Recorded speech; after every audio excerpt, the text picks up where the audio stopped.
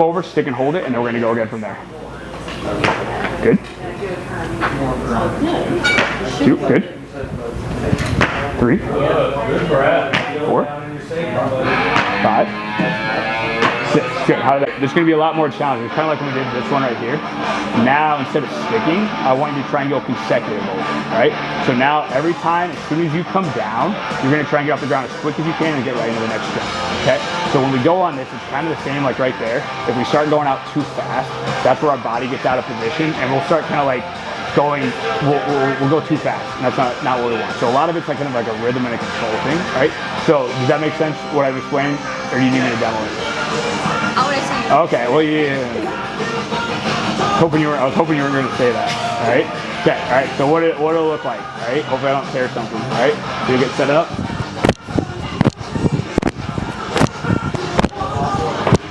Just like that. Okay. Right, so I kind of activated boot loading and everything already, so now we're good.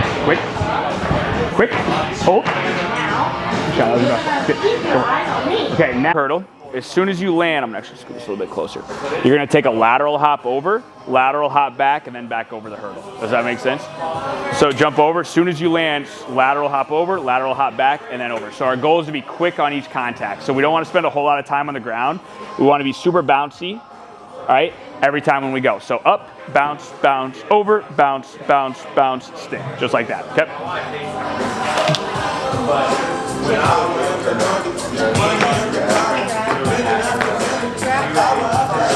Perfect, good. How'd that feel?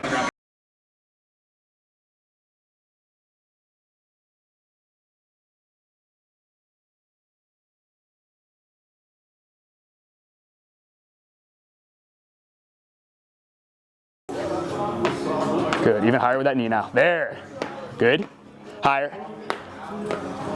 Good, that was good, perfect. With your knee, there's more force coming down on the ground. So that's why as the knee comes up higher, it becomes harder to get quick off the ground. But that's what we wanna work on, because when you're sprinting, the more like your ankle, calf, Achilles, everything, foot can handle the higher forces, the faster you're gonna be able to run, because you'll be able to spring. So if we get up to here and our ankle starts collapsing, then that's not, when you start hitting like your top end speeds, you won't be able to be stiff with your ankle. So the better we can get at this one, like if someone's really good at this, you can generally run pretty fast. And so that's why we want to focus on it. So every time when you're going, I'll just say, like, if I say get your knee up higher, I just want you to think about it. There you go, good. A lot of good, higher. Good job, excited. Good. On this one, all right, so one of the things that we're working on right now is not being so toesy when we go. So we want to have a whole foot contact. Most of the weight's still going to be on the ball of his foot. So when I'm watching this right now, we want to be quick off the ground, quick off the ramp, but I want to see a whole foot contact when we come down, all right? So when we're going, if we just stay on the toes, that's one of the things that we're trying to work on, not necessarily doing when we go on this one. Okay, so let's see how it looks.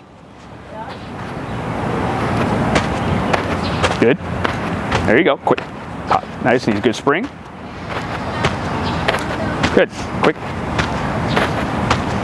2 more.